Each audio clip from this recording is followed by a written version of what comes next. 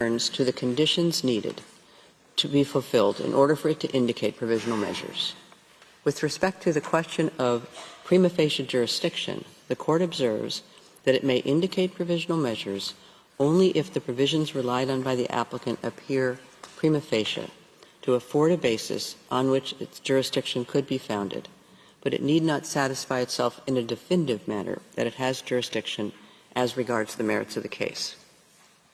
In the present case, South Africa seeks to found the jurisdiction of the Court on Article 36, Paragraph 1 of the Statute of the Court and on Article 9 of the Genocide Convention. The Court must therefore first determine whether those provisions prima facie confer upon it jurisdiction to rule on the merits of the case, enabling it, if the other necessary conditions are fulfilled, to indicate provisional measures. Article 9 of the Genocide Convention provides, I quote, "Disputes between the contracting parties relating to the interpretation, application, or fulfillment of the present convention, including those relating to the responsibility of a state for genocide or for any of the other acts enumerated in Article 3, shall be submitted to the International Court of Justice at the request of any of the parties to the dispute." End of quote. South Africa and Israel are both parties to the Genocide Convention, and neither of them has entered a reservation to Article 9 or any other provision of the Convention. The Court then recalls that Article 9 of the Genocide Convention makes its jurisdiction conditional on the existence of a dispute relating to the interpretation, application, or fulfillment of the Convention.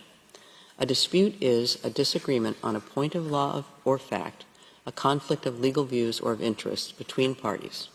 In order for a dispute to exist, it must be shown that the claim of one party is positively opposed by the other. The two sides must hold clearly opposite views concerning the question of the performance or non-performance of certain international obligations. To determine whether a dispute exists in the present case, the Court cannot limit itself to noting that one of the parties maintains the Convention applies while the other denies it. Since South Africa has invoked as a basis for the Court's jurisdiction the compromissory clause of the Genocide Convention, the Court must also ascertain at the present stage of the proceedings whether it appears that the acts and omissions complained of by the applicant are capable of falling within the scope of that convention, ratio materiae. The Court recalls that for purposes of deciding whether a dispute existed between the parties at the time of the filing of the application, it takes into account in particular any statements or documents exchanged between the parties, as well as any exchanges made in multilateral settings. In so doing, it pays special attention to the author of the statement or document, its intended or actual addressee, and its content. The existence of a dispute is a matter for objective determination by the Court. It is a matter of substance, not a question of form or procedure. The Court notes that South Africa issued public statements in various multilateral and bilateral settings in which it expressed its view that, in light of the nature, scope, and extent of Israel's military operations in Gaza, Israel's actions amounted to violations of its obligations under the Genocide Convention. For instance, at the resumed 10th Emergency Special Session of the United Nations General Assembly on 12 December 2023, at which Israel was represented, the South African representative to the United Nations stated that, I quote, "The events of the past 6 weeks in Gaza have illustrated that Israel is acting contrary to its obligations in terms of the Genocide Convention." End of quote. South Africa recalled this statement in its note verbal of 21 December 2023 to the Embassy of Israel in Pretoria. The Court notes that Israel dismissed any accusation of genocide in the context of the conflict in Gaza in a document published by the Israeli Ministry of Foreign Affairs on 6 December 2023, which was subsequently updated and reproduced on the website of the Israel Defense Forces on 15 December 2023 under the title, "The War Against Hamas, Answering Your Most Pressing Questions," stating that, I quote, "The accusation of genocide against Israel is not only wholly unfounded as a matter of fact and law, it is morally repugnant." End of quote.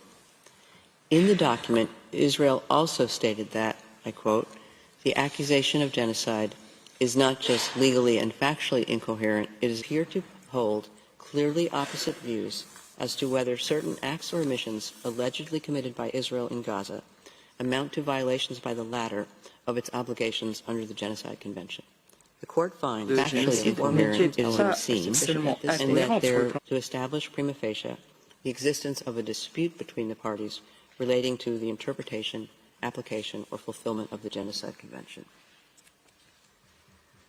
As to whether the acts and omissions complained of by the applicant appear to be capable of falling within the provisions of the Genocide Convention, the court recalls that South Africa considers Israel to be responsible for committing genocide in Gaza and for failing to prevent and punish genocidal acts. South Africa contends that Israel has also violated other obligations under the Genocide Convention, including those concerning conspiracy to commit genocide, direct and public incitement to genocide, attempted genocide, and complicity in genocide. At the present stage of the proceedings, the court is not required to ascertain whether any violations of Israel's obligations under the Genocide Convention have occurred. Such a finding could only be made by the court at the stage of the examination of the merits of the present case. At the stage of making an order on the request for an indication of provisional measures, the court's task is to establish whether the acts and omissions complained of by the applicant appear to be capable of falling within the provisions of the Genocide Convention. In the court's view, at least some of the acts and omissions alleged by South Africa to have been committed by Israel in Gaza appear to be capable of falling within the provisions of the Convention. In light of the following, the court concludes that, prima facie, it has jurisdiction pursuant to Article 9 of the Convention to entertain the case. Given this conclusion, the court considers that it cannot accede to Israel's request that the case be removed from the general list. The court turns next to the question of standing of South Africa. Court notes that the respondent did not challenge the standing of the applicant in the present proceedings.